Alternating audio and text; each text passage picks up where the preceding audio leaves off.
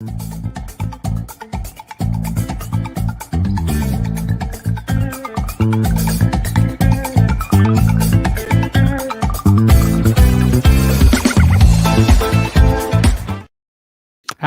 again, my friends, and you are my friends, and welcome to your Wednesday's Talking Town. I'm, of course, your host, the Gov, and this little lady is, of course, Elsie Lambert. And thanks to all of your well wishes, your prayers, your thoughts, your positive energy, here she is. I thought I'd introduce you to her following her little diva tantrum after the first week of being here. And she hasn't been awake since, or she has been awake. She's been eating or doing the other thing that babies tend to do quite a bit of. And she's done quite a bit of that, to be fair, in the last few minutes. But here she is. And thank you all for everything that you did for me and my family, of which this one is now a big part. But I will pass her back to Chief Babysitter while I am busy. Don't look at me like that. I'll do my fair share. But my name is Martin. or otherwise known the Gov. Let me put the lights on now, ladies and gentlemen, because I didn't want to put the lights on while she was sat in my arms, obviously, because I didn't want to blind the poor girl. But yes, thank you ever so much. I am your host, the Gov. This is a Wednesday Talking Town. We're looking ahead to MK Dons, Franchise City, Roundabout City, whatever you want to talk about, what do you want to say? Let's get involved. The peaky one, Mark Tuxford, will be joining me when he's finished his dinner, would you believe? I did say to him, take your time, don't rush your dinner. Your dinner's important. And we don't want indigestion while we discuss Ipswich Town affairs. There will be a link. I will do my best for you, Phil. There hasn't been a midweek game. We don't tend to normally drop a link on a Wednesday game without a Tuesday fixture, but I'll do my best because I know we've been a little bit hit and miss over the course of the last 7 to 10 days. Obviously, this is my first Wednesday in 2 weeks where my dog has been at the vet. Madness. AD's at the Pullman Road. Welcome in, by the way, AD. I hope you're very well, my friend. He says, good evening, everyone. At Pullman Road, cheering on the Town under-18s, West Ham under-18s. Come on, you Blues. Nick Miller, needs 7 points in the next 3 games. Prefer 9. Josh Russell becoming a YouTube member. Josh Russell leading the way, as always, the TikTok sensation that he is. Follow his great lead. Hit the link in the chat. Become a Talking Town 5th standard today. I know Phil Blundell, who's already in the chat, is also one of those wonderful people. Good evening, Lee. I hope you're well. Good afternoon. Evening, Evie. I was just seeing you in the F1 chat. Hope you enjoyed the lads discussing the latest livery updates. Thank you very much. Bless her. Yes. Shan said, oh my, what a cutie. Well, thank you, Shan. But also, what about my daughter? Thank you very much. Love it. 60 minutes ago, it's 2-2. There was a sending off, wasn't there, Phil? Do let us know in regards to that. I think I saw there was a sending off. I'm pretty sure. Anyway, this evening, shall we have a little cheeky look at a league table, if I can get it up? League One, here we go. I mean, you might not want to see it, to be pretty fair, but here it is, our first league table in quite a while. Okay, that isn't actually very big. Let me see if I can just make that slightly bigger. There we go. That should now be better. Wednesday currently top of the pile. I remember a day gone by when they were behind us. It's only Boxing Day. Plymouth in second, Town in third, 8 points, equal games with Plymouth. And then you've got obviously Bolton a game more than us, but Derby 3 points behind, 2 games in hand. It's getting like we've created our own storm. Let's be brutally fair. We've just got to look after ourselves, and the rest will look after itself, I guess. But yeah, that is your league table. What are your thoughts sitting here on the 22nd of February? Confident? And what are you confident of? Not confident? Let us know. Zorak, for those who we can still get into auto promotion to get 96 points. We can only drop 6 more points for the rest of the season. 2 losses, 3 draws, or 1 draw and 1 loss. Yeah, it's getting squeaky time. Let's be fair. Before we go any further, we do have a prediction league. I will drop the link once I'm sent it, given it, or if you've not, keep your eyes on the social. But here is your league table. I haven't shown one of those for a little bit of a while. Ben King leading the way. Rob Holmes, William Morton, Emerson, Fairweather. I'm in 19th, which actually isn't that bad, considering since Elsie was born, I don't think I've played that often. Other contributors on that list, obviously, you've got Ticks on Sensation, our good old cameraman on a Saturday, Josh Russell in 11th, Chandler in 14th, Lou Dog, Lewis Robinson in 15th. And then you've got some great, you got some great 5th standers on there as well. Mike D, Lee Anderson, Stephen Fuchs, Rob Smith, just to name just a few. But yeah, get involved. Free to play. You can soon shoot your way up.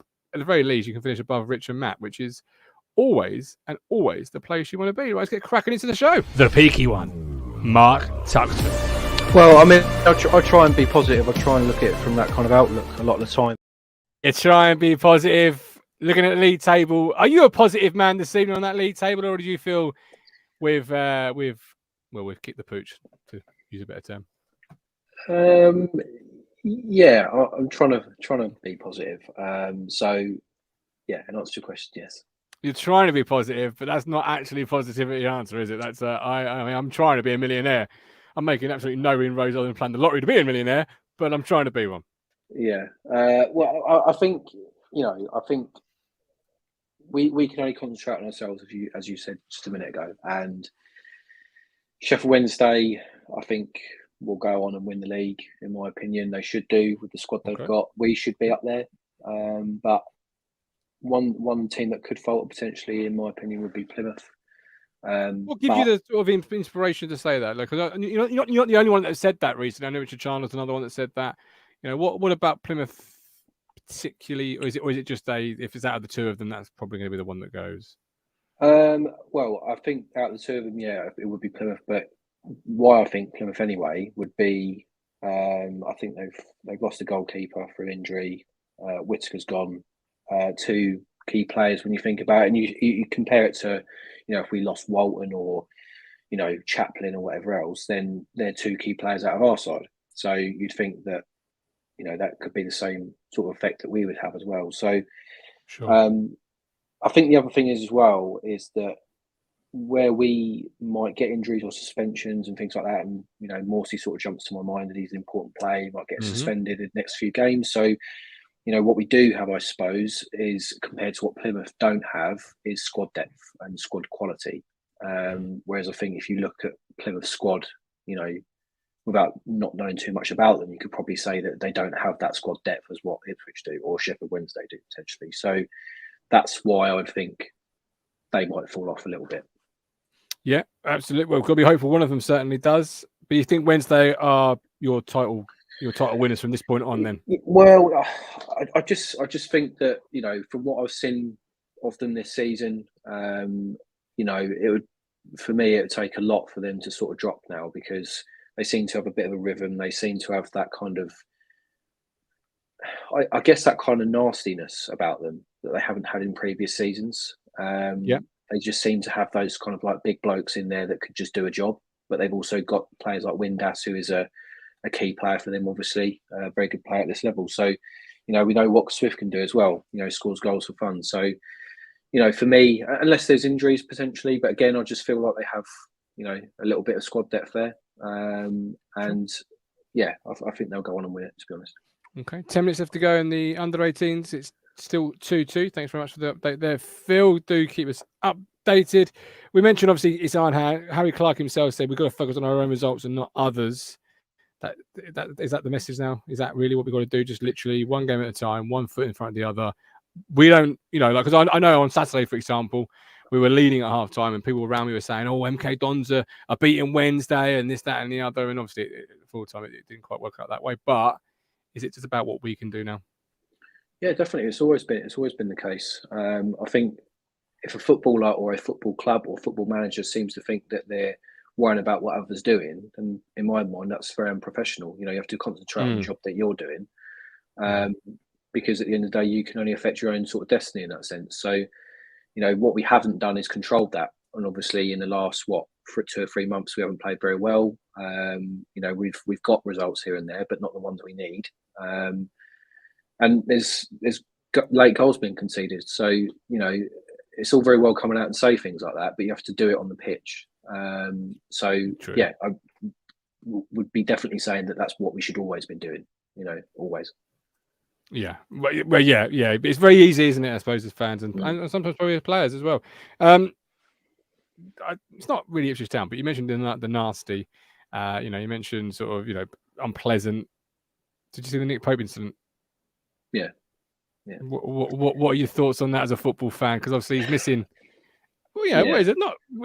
It's a fourth cup in England, but it's still a fairly big game. I don't know where I sit on it. I'm going to be honest. I really don't. Where are you as a football fan, a journalist? Where are you? I think for me, it was always a difficult one to kind of sort of call in a sense, but I suppose at the same time, I feel sorry for Pope in a way because I quite like Newcastle. A great fan base, you know, as a club, they sort of deserve to be sort of there now. They certainly need to be. They're a football club that deserve to be there in that they've got a great fan base, and a lot of people could probably say that about Ipswich, where you know we've got a great fan base. We probably deserve to be in the Championship or lower Premier League because of the fan base we've got. But yeah, again, it all happens on the pitch, doesn't it? But yeah, I feel a bit sorry for him because he's quite a quality goalkeeper. Very good. Yeah, I probably wouldn't have him in. It's not wouldn't be my first choice in England colours, but yeah, a very good goalkeeper. Is that still? Name escapes me all of a sudden. Is it Pickford? Pickford, yeah.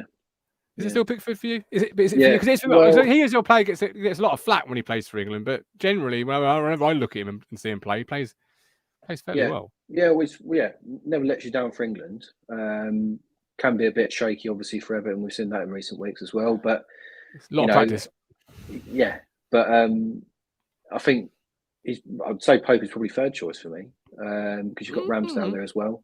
Ramsdale, I think, is probably more of an England type goalkeeper because he plays with his feet as well. So yeah, I wouldn't be surprised if Ramsdale comes in at some stage anyway. It's quite rare, isn't it, to find an Arsenal goalkeeper being kicked out by an Everton goalkeeper, and Everton aren't. That's notoriously through the years quite strange. €5 from David. Thanks very much, David. Appreciate that. Yeah, I'm with you. It's a really difficult one. And I suppose the tedious link is obviously Nick Pope was once a Town boy, so there is that tedious ITFC sort of linkage back. But yeah, talking of busy. The Forest Green keeper on Saturday was incredibly busy. You can see why he was their best player. We had 3 players in the team of the week. I want you to tell me about how you saw him play on the weekend. Chaplin obviously was one of them. Many people's man of the match. He was probably my man of the match. Really enjoyed watching him. I think he's our talisman. I've gone on record saying that for every single week. Yeah. He was so good on Saturday. Yeah, I think he's sort of coming back into a little bit of form now, hopefully. And vital at this point of the season. Vital. Yeah, exactly. And I think the partnership with Broadhead is going to be key as well. And, I said to a lot of people kind of been speaking about it after the game is that, Broadhead and Chaplin for me are first players on the team sheet. I like Harness, I like Edwards, but I don't think they're the type of players. I mean, you've brought Broadhead in for a reason, do you know what I mean? We paid a lot of money for him. And starting, I mean, I know he's with a bit of an injury record, but I watched him a lot for Sunderland last year, and quality player, very good player. I'm surprised he's at this level again, to be honest.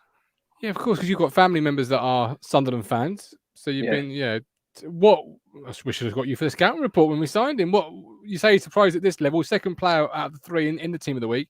I said at the weekend, love him. I said when we signed him, he moves the needle. He's a player that moves your football club forward. He's a good player. Having watched him, he's still learning. He's still a young player. And he just struggles with that consistency in the 90 minutes is what I would say at this point of his career. Yeah. Maybe I'm wrong. You tell me. You've seen him a lot more. What do you like and particularly love about Broadhead? I think you're kind of right in what you're saying, that it's the 90 minutes over a 90-minute spell. Can he be consistent for all of it? And I think there's games that he's played for us where he's started like a house on fire, where he's had a very good first half, but has sort of dipped in the second half because mainly because he works so hard, really. But also maybe I think his fitness levels just need to improve. And there's always been a bit of a question mark during his time at Sunderland was whether he could stay fit or not. So if we can keep him fit for the rest of this season, then he is probably one of the players that will have quite a telling contribution on what league we're in come the end of the season. At that moment in the first half where he just had incredible control, where he just spun away, turned. Yeah. I think it was in a shot where he probably should have scored. He should have scored certainly an opportunity in the first half, other than the goal he did get. Good save by the keeper, but in either side of him, it's a finish. Yeah. But he's got such great ball control, Tux. Yeah, quality player, and I'm surprised that Everton let him go. If I'm honest, like when you think about like how much of the rut they're in, I think you see some players that come back from loan spells and they're playing, so I don't see why he couldn't have been given his chance. But he might have just go out and find a new sort of fresh start, really. And I'm glad he has, because he's a good player to have with us. And as I say, if we can keep him fit, he's a key player for us come the end of the season, and alongside Chaplin as well, because I think a lot of fans have kind of said in certainly recent weeks, while the sort of form has not been great, is that the consistency level isn't there. But how can you have that consistency when the team is being chopped and changed all the time? So, exactly. Yeah. Great point. Great. Yeah, really good point. And I guess with Broadhead, he's one of those players that's come in and coming out of, it's an early part of his Town career, of course, but he's come in and out already quite two or three times since arriving. But it's the injuries. Is that notoriously Town have always gone, if we can keep a player fit and then fouled on the wrong side of it. What's your gut say with Broadhead? Do you think this is the one that turns the Town luck? I'd like to think so. Yeah, I think he's certainly that player that we've kind of needed. I think, and as I say, I like the likes of Harness, but I don't. Again, I think he's another one that's just like throws up a really good game, and then the next minute he's just not good at all. So I want there to be inconsistency again, isn't it? Yeah, but how much is that to do with like how many games they're playing? Because I use like the Dapo as a prime example in a way where he scores goals. And then if he starts that game, he scores. The next minute he's on the bench, and then he's on the bench, comes off and scores. And you think, okay, well, as a player, you would think, well, okay, surely I sort of deserve to start because I've changed the game. I've helped our team score. So yeah, and while I quite like Hurst, he hasn't really. I wouldn't say he's done an awful lot, but I mean, the areas that he has done well is that he's come in and he's held the ball up, which is what he's really here to do. But he hasn't scored yet. So as a striker, you're judged on goals, though, aren't you? That's the thing. Well, that's the KPI for a striker. You would have thought, which is why it's more baffling, particularly a couple of weeks ago. I mean, perhaps not so much now. Hurst he's performed amicably. He's performed really well, actually, much better than I probably gave him credit for when we signed him. But you're right. You're judged on goals. You score goals. You don't expect to be.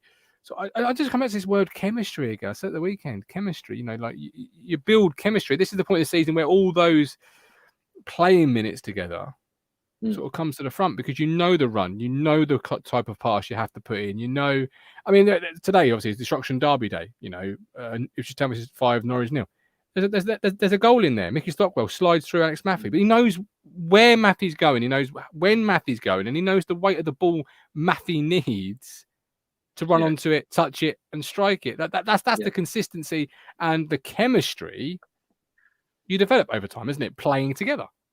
Yeah, definitely. And we don't have that currently at the moment, because McKenna will change it based on tactics or the team that he faces, which I think is great in modern day football, but at the same time, I'm still a firm believer that, if you're playing your settled side, then you're going to get more joy out of it, I guess, especially from the forward options. Because you think about it, until Clark came in, we had quite a settled sort of back five, and then we started leaking goals, and Clark sort of came in and he's sort of been in and out of the side. So, it's not trying to sort of throw it up too much. But what were we consistent at before? Defending, because we had a consistent kind of defensive unit, and that's always good. You're always going to have to change it at some point, because there's going to be gold just in his industry or Edmondson, yeah. So it's going to have to change sometimes. But I think you need to know, and I'd be surprised if McKenna doesn't know who his strongest 11 is at the moment. And we're in February, approaching March. So many would say he doesn't. Yeah, and I don't. You'd like to think he does, but I still don't think he does. I think it's that. When you think about who he played, like Plymouth, the big sort of games that he played, you put your full 11 out, in my opinion. And it's been different for Plymouth, Sheffield Wednesday, any other teams that we sort of played up in the kind of like the playoff zones. So yeah, I don't think side he's got in a way. Is that the double-edged sword though? Of we say we've got great depth. We say we've got the better depth than Team A, Team B, Team C. Is that the double-edged sword where you've got so much depth, that you've got so many players that are very similar in the quality level, that you can almost feel like you can afford to rotate? Whereas I don't know Plymouth squad, I don't know Wednesday's squad, but I know they made one change Wednesday after the week after they beat us. Is that because they haven't got that full range of depth where they can go, let's rest 4 players because the 4 coming in should on paper be just as good? Yeah, and that's probably something to do with it. I know McKenna said a few times that, you know, the team isn't just 11 players. It's a whole squad at Ipswich now because everyone's, you know, pulling together. So if you go off and you've only played a half, that's your job. You've done it basically. Even if you're sitting in the stands, that's your job. You know, that type of thing. So getting behind the lads, I guess. But I think I go back to my point about the Dapo. If I was a striker and I've got this many goals, I'm going to be a little bit frustrated. I'm sat on the bench because, you know, I've changed the game as many times by scoring goals. So you then look at it and you think players like Walton, players like Morsey, Davis to a certain extent, Burns to a certain extent, don't get chopped and changed, do they? When you think about it, they're the 4 that always stay in, and they're the core of your side. But then Ladapo is sat there thinking, well, why am I being chopped and changed? Yeah. Sure. So yeah, I agree. Totally. Get a couple of comments. We've got Josh Russell, Broadhead, always looks forward, which not many of my players do. Also got a goal in and assisting him. Jamie, welcome in. Jamie, hope you're well. Do players who play on the edge and are creative always supply consistency? I'd argue they don't. Very true. I always remember JJ Okocha, you know, was a wonderful player. Consistent? I'm not quite sure. And at times will be in and out of the game by the nature of the risky mess of their play. Another Town booking says, Phil, thank you very much, Phil. Emerson, just in Town, the ratings down to 10 men. They are, but I think it's still 2-2. Lewis O'Connor, it's not even to the fact that he sings. Second place will go down to the last game. Thank you very much, Lewis. Kev, Broadhead is definitely an upgrade onto Harness. He is not yet up to speed. Jamie, like Hurst, come Phil for Big Freddy. Got into form and then dropped. Don't understand that one. Kev, is it chemistry guard? Broadhead will be it is chemistry guard, and Broadhead will be our Bunsen burner. Oh, I like that. Bit of science talk. Used to have the old Bunsen burner in school, Tux. What's that, sorry? The Bunsen burner. Used to love that in the old science lesson. Yeah. I made that son of a bitch blow. I say accidentally, I put a leaf in a Bunsen burner once and it pretty much blew up in my face. But sorry. Yeah. Do not try that at home. Do not try that at home. Accidentally is the key word in that sentence. Yeah. Do not try this at home. Kel Antonianson. Anyway, what happens? We should be proud of our youngsters watching the game live in. I didn't know you could watch it live. That's how much of the out of loop I've been with looking after Daddy Daycare. Jose would like to start Jacko over Burns. Great segue. I've got Phil waiting to come in, but his signal keeps coming, keeps going, and keeps coming and keeps going. So I'll try and get him on when I can. He is at the football. But Jose would like to see Jacko start with Burns at MK. He deserves it. Now, where's Burns this year? So far, 7 goals, 8 assists, I believe. Last season, 13 goals, 6 assists. But people were talking, like Jose, about, you know, does he need a rest? Does he need to be taken out and Jackson brought in? There was some chat on the post-game show about this as well. But the stats aren't actually that bad in reality. So what's your take on Wesley Burns this year? From the games that I've seen, which is obviously all the home games, I think he's very much obviously not in the form of his life. And I know you say like the stats aren't that much different, but I just feel like maybe we're not so dependent on him this year, where you think that last year it was always coming down the right, whereas, you know, we've got Davis on the left now, so it kind of offers that sort of balance from either side. But there's been some games this year that he's been incredible and scored some really good goals, but then I don't think I ever really saw him have a poor game last year, if I'm honest. But there's been quite a few, especially at home, and obviously at the weekend. I don't know what was going on with him. Like he was really poor in that, you know, he wasn't receiving the ball. I don't know whether that was Clark not passing to him or they just went on the same wavelength, whatever. But there was a couple of times where he just let it out go for a throw, and it's like simple sort of ball control. So I was a bit surprised to sort of see that, but he is still a key player for us, and he's going to have, like, you know, poor games here and there. You can't expect everyone to have a great game all the time. So, you know, I don't think anyone could sit here and say that he was going to have the season that he did last season. But if the stats are there and they're not that too dissimilar, then, you know, it's not that bad really. But I think we all pick up on the kind of vibe that sometimes he might have a bad game. But then, it's difficult, I suppose, not till recently, where Jackson's probably come to be more of a sort of a wide option, a credible wide option, because we don't really have anyone to really come in and replace him. You could say arguably Edwards could play there, or maybe a Broadhead or something like that. But generally, you want them playing, Edwards certainly on the left and Broadhead in his position with Chaplin. But yeah, I mean, I was quite impressed with Jackson when he came on. I'm not his biggest fan, don't get me wrong. But what I do like about him is that he came on and he just put those balls straight in the danger zone. None of this pissing about, step over. Just ball in the danger area. Half the time someone wasn't there, but he was getting the ball in the right area. And, if the ball's in the right area and you're in the right area, then there's going to be a goal at some point. You hope so. Yeah. And I think he changed it. I think he was a good player to bring on. I think he does struggle sometimes if he starts, but he does work hard. I'll give him that. But when you think about that, he's meant to be a striker. He doesn't fit the striker mould in this team for me. He's a modern day striker, isn't he? Now he's now a wide forward. Yeah. What they class as a wide forward. He's a wide player now, and I think again I'll give him his due that he has improved his kind of like crossing ability, or getting the ball in at the right time. I'd still start Burns over him, but at least he's becoming more of an option in that position potentially. Sure. Especially in the second half of games, when if you're a left back, you're thinking, fucking hell, he's going to come on and just rinse me for pace now. So you don't want that as a defender. That's the thing. You really don't. No, pace is one of those things you either got it or you don't. I want a clarification on the stats for Wesley Burns in League One: 5 goals, 5 assists, 6 big chances created. So that was stats. I'm going to go. This is a classic case of the sequel is never as good as the original, right? In the movie industry, I'm always a big believer the sequel it never beats the first one. The rest of the hangovers were never as good as the first hangover. I go back to my original point when you first asked the question. I think that we were fully dependent on him last year, but we weren't aware we were going to be, were we? It was like a massive surprise. Oh my god, this player we've signed from Fleetwood on a free, who we were told shouldn't expect to score a mass amount of goals, is actually really quite good. Yeah, and now we've got the expect. It's here now. Before it was here. And it's not that he's not reaching it; it's just that we want to raise it again, which you should do.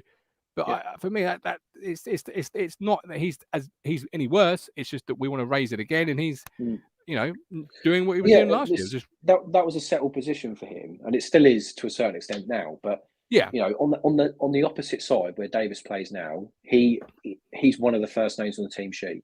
But when you think about it, last year we had 4 or 5 players playing that bloody position, so it makes Burns look better because one, he is like a certain starter there, but also there was a lot of like play going through him, and there still is a lot of play going through him now. But you've also got Davis on the left-hand side, which a lot of the play goes through him. So automatically, it's going to be taken a little bit from Burns, isn't it?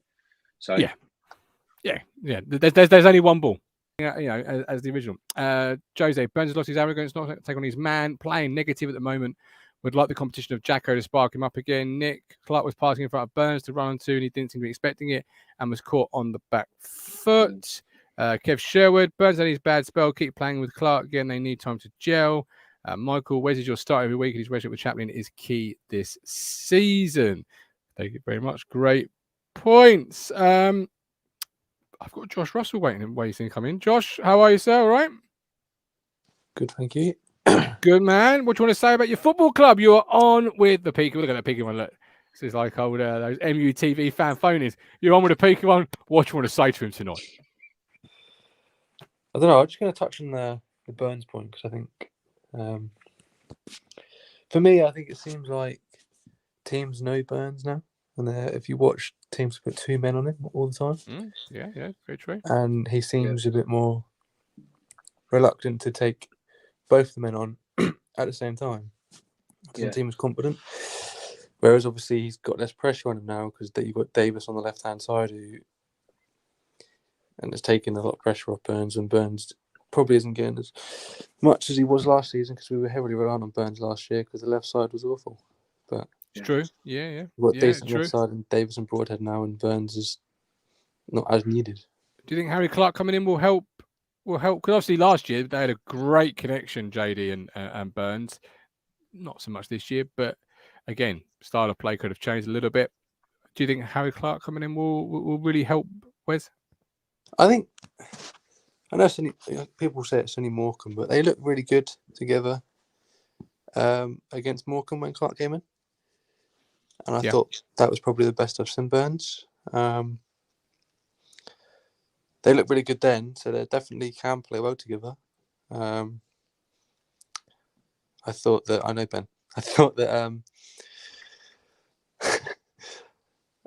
Clark was probably trying to play Burns down the line a lot on Saturday, and Burns was too flat-footed for me. He wasn't really on his toes, expecting the passes to fall to him. But I don't know. Clark and Burns will come good. It's just about playing together more, isn't it? Yeah, no, I agree with that. You big fan of Harry Clark? Are you more of a fan of JD? Because it's early days for Harry, obviously, Tux. But which side of you are you thinking here? Who's your right back for Saturday, for example? Well, I mean, I agree with Josh that you've got the Burns and Clark sort of partnership. It served really well in the first game they played against Morecambe. You could see straight away that Clark isn't afraid to go forward. He's quite positive on the ball as well. Will always look for kind of a forward pass. But yeah, I think they do need to. They need to play together more, and it needs to be more of a settled back five that we're kind of used to, I suppose. And yeah, I quite like Clark. I think he's a good player. I think he's a decent player to have in the squad. He's also not afraid to shoot as well, which is good, because I feel like our defenders need to have that forward-thinking approach, especially if you're playing kind of that five at the back, if you like.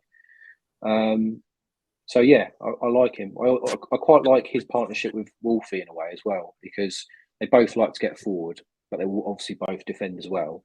And you can kind of leave a sort of Burgess to sort of mop up a little bit. But yeah, I quite like Clark. Okay. Before I let you go, Josh, would you make any changes to the team from Saturday for this Saturday? Would you make any? Not what McKenna will do. Would you make any?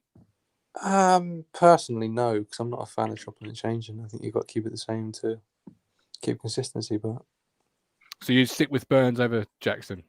I think you have to, just to give him that time to get that connection with Clark. Yeah, fair point. Josh, as always, pleasure talking to you. We'll talk again very soon. Look after yourself. Appreciate you coming on. 7,000 Tucks going to MK on Saturday, but the pitch is not in a great state. We obviously read this afternoon. The England women's team played on there, and their manager said it was unacceptable playing surface. Can Town, if it is a bad, I've not seen it, so I don't know. But if it is a bad playing surface, can Town find a different way to win this game of football? Not based on anything other than the pitch perhaps not being conducive to a possession on the floor style.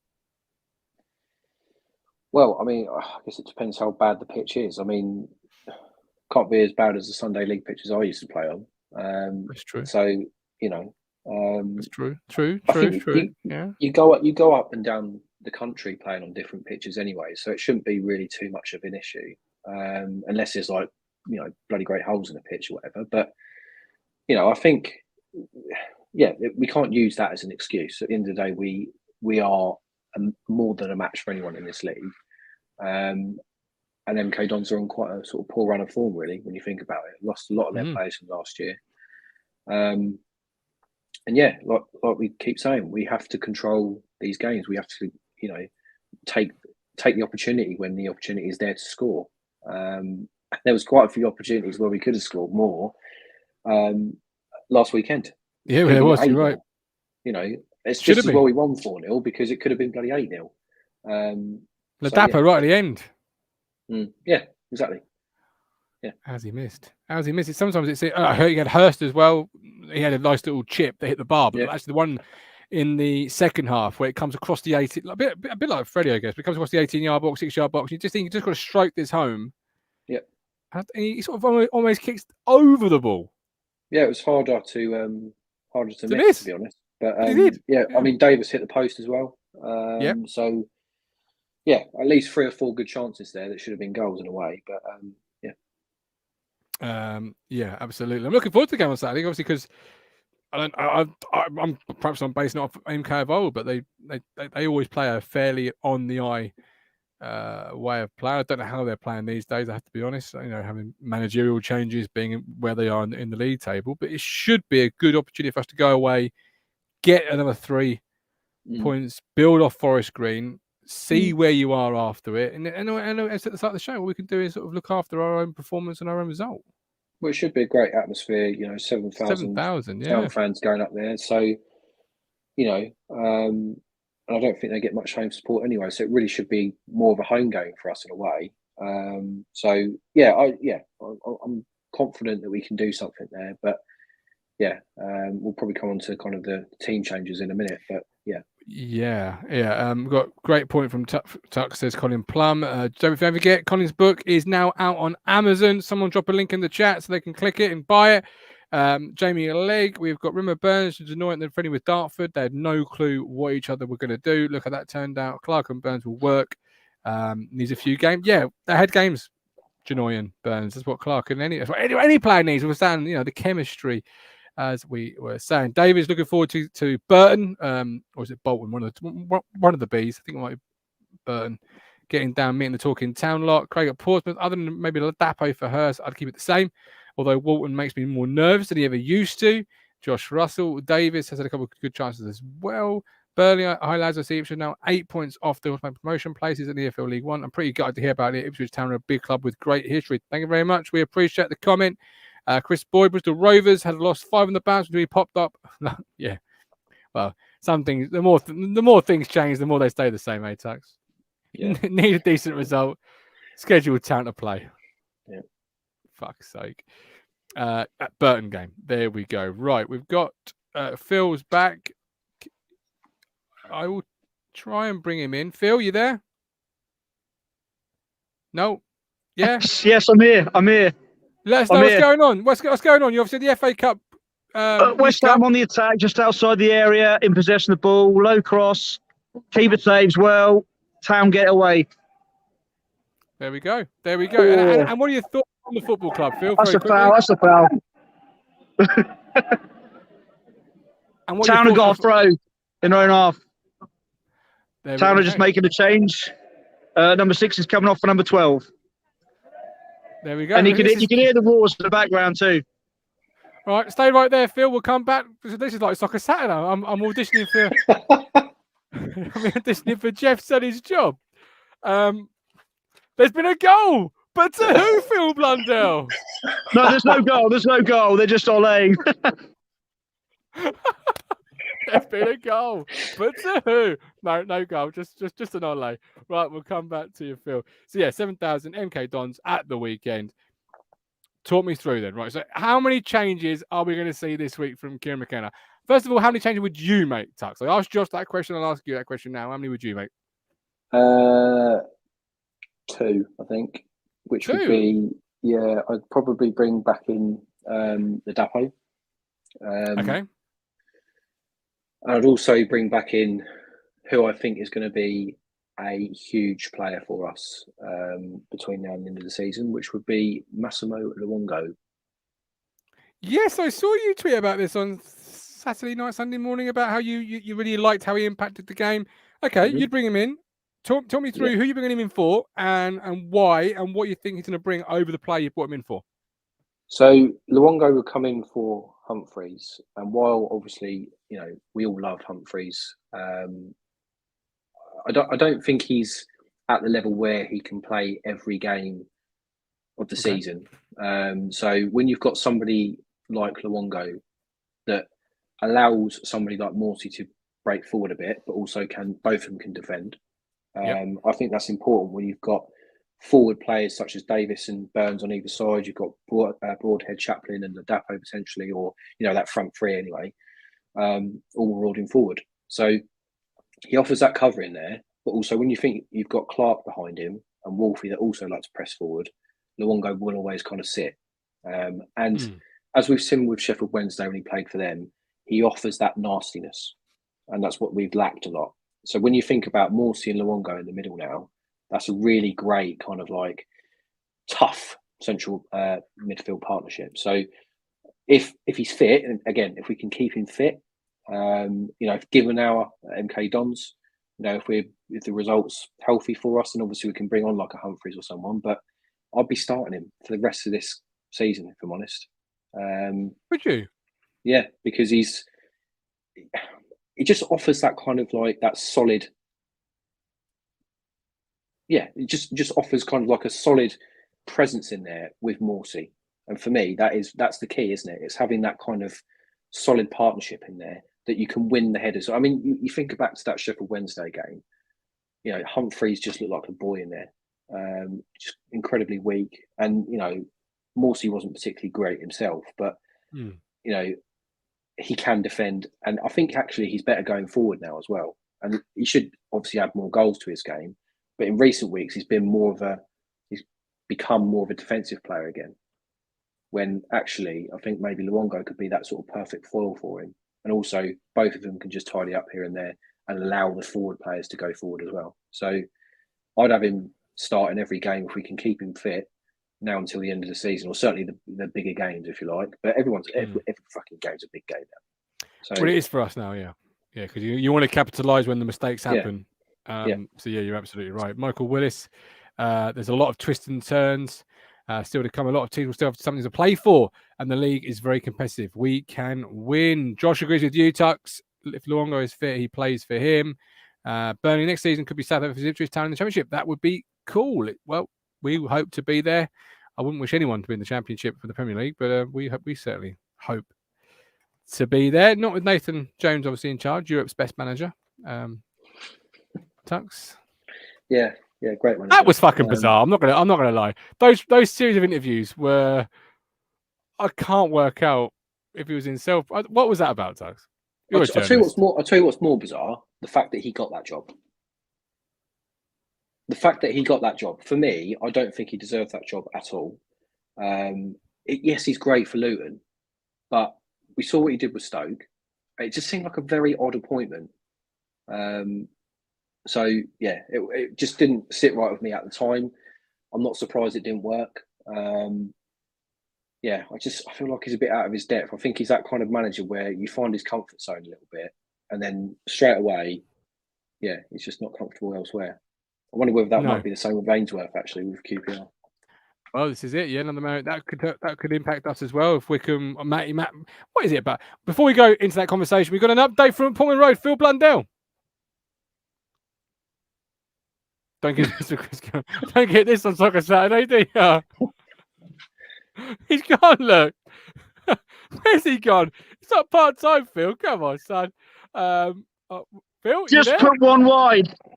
They've just put one wide, and West Ham back on the attack again. West Ham on the attack now. We've got the ball back. Coming up to halfway. We're still in possession. I tell you what, the temperature's really being ranked up here at Portman Road tonight. We've got about 3 minutes left of the first half of extra time. And we're still in possession of the ball.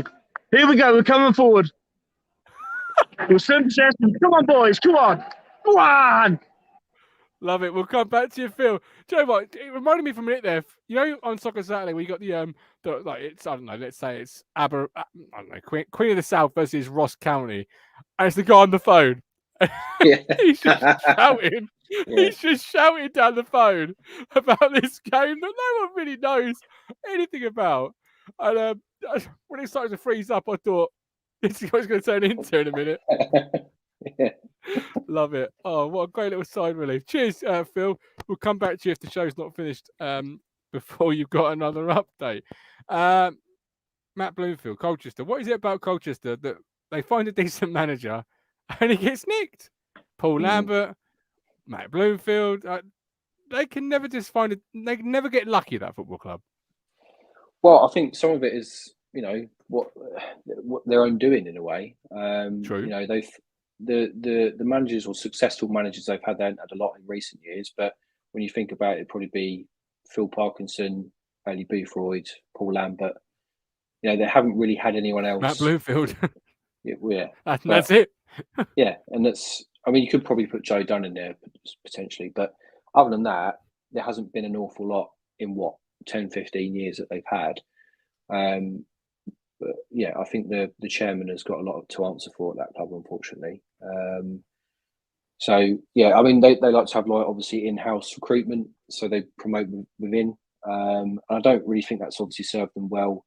And the first time they've done it in a while was obviously with Bloomfield, and he's gone back to Wickham because he is Mr. Wickham, and in a sense that if he wasn't anything to do with Wickham, he wouldn't be getting that job. So they want. I think Wickham are doing that where, you know, I think they hope that somebody like Bloomfield will come in and pick up where, you know, Ainsworth has kind of left off, because they are working on a shoestring budget. You know, there's no doubt about that. And I think if they get it wrong, then that could be really bad for that club, because they could pummel, fall like a stone, really. So, yeah. Yeah, absolutely. Obviously, Ainsworth's going to QPR. I think that's quite a good fit, really. Yeah, I mean, he used to play for him, didn't he? So he quite knows, a good fit, that, I reckon. well. Yeah, but when you spent so long at a club, and Ainsworth was at Wickham for what, 10 years or so, wasn't he? Something like that. And I think when you then go somewhere else, it's like when you start a job, isn't it? If you've been at a job for a while, you know, you're going to go in there sort of like new job nerves, or, you know, hope that you do well and all that sort of stuff, because it's a massive risk that you're taking. But I think obviously it helps that it's a club that he knows well. But yeah, it does sort of hopefully do us a favour in a way, because Wickham has had a sort of upturn in form, I think, of late. Well, as Craig says, Wickham are probably the only side with an easier running than us. I'm glad Ainsworth has gone. Hope you're well, Craig, and that lovely wife of yours. Hopefully see you at the next home game. Lovely when they come over and say hello. Do they make it down every home game from Portsmouth, Tux? Even on a Tuesday night? Diehards. It's good going. Diehards. They're more committed than I am. You know, they got to come from Portsmouth. Love it. I'm waiting for another update message from Phil. Unless it comes, what's your feeling for Saturday then? Score prediction wise, what are you going to go with as we sort of round up the show? I'd like to say 2-0 Ipswich. Clean sheet. Yeah. Do we do those anymore? We do it on Saturday against Forest Green, but the Forest Green really were like the codes you put out in training, to be fair. Two clean sheets in a week. Okay, 2 clean sheets in a week. I love that. Last update, Phil Blundell, live from Portman Road. Yeah, it's nearly half-time extra time. He's just blown the whistle for half-time. It's still 2-2. But we're doing well. We're having to defend. But we're in there. We're still in there with 10 men. We've played more than an hour with 10 men. And it's still going Town's way, sort of. But we're still hanging in there. Still 2-2. And it's now half-time extra time. There we go. 15 minutes. Go and find it where you can find it. I didn't know you could watch it tonight. Otherwise, I might have been watching it myself. But we're done. We are back on Friday at 8:30 for the final look ahead with Rich, myself, and Matt. Another hour of Talking Town. Mike, this is like Chris Kamara on Sky Sports. There you go. You see, we do it all here on Talking Town. But this is the peaky one. Mark Tuxford going for a 2-0 win on Saturday. Are you going to be able to watch it? Are you going? Are you covering a game for the non-league paper? What's your plans? No, it's the missus' birthday this weekend, so I won't be doing any footballs. But I will be going to Bolton, which is got my tickets for that the other day, so it's cool. Good man. Like that. Last time I went to Bolton was a 0-0 under Mick. Yeah. All that way for a fucking 0-0. which basically was every away, most of the away games under Mick. Let's be honest. He'd have not bothered going if you'd offered him the point before we'd left Ipswich. But yeah, I'm not a big fan of the Reebok. Or is it now called the Tough Sheet? Tough Shit, yeah. Tough Shit Stadium. Fucking hell. If you could name Portman Road one thing, right? You have anything in the world. What would you call it? Talking Town Central. Fucking love that. What way to end the show? Hit the like button, hit subscribe. Talking Town Central. Here's the walking, talking 5-star contributor. And now, of course, Phil Blundell. Thank you for your contributions. David for the super chat. And we'll catch you later. You make me smile when I think of you.